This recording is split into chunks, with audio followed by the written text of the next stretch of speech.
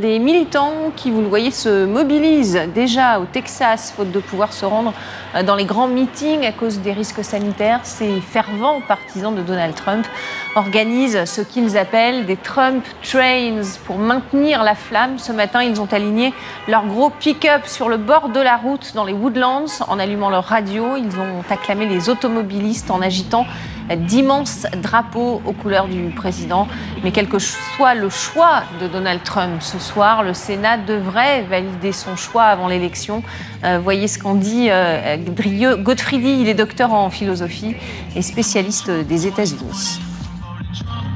La majorité républicaine du Sénat ne veut pas prendre le risque de perdre la dite majorité et finalement de perdre la possibilité de nommer une juge qui, selon toute vraisemblance, devrait être la juge Barrett, qui a à peine 48 ans et qui pourrait, comme l'expliquait votre sujet à l'instant, faire pencher la balance de la Cour suprême vers la droite républicaine pour un certain nombre de décennies, je dirais, à venir. Je pense que quel qu'ait été le choix du président américain, les démocrates auraient monté une gigantesque cabale, comme ils l'ont fait à l'époque déjà de la désignation du juge Kavanaugh. Ils le referont ici, et donc ils vont trouver dans le passé, dans la personnalité, dans l'identité de la juge Barrett, si effectivement ce devait être cette candidate qui est présentée au Sénat, des éléments qui permettent de la remettre en cause. Mais ce n'est pas tant la personnalité, d'ailleurs, d'une femme remarquable. C'est une femme qui est une des plus grandes juristes américaines de sa génération. C'est une femme qui a 7 enfants, dont 5 biologiques, un enfant handicapé, 2 enfants haïtiens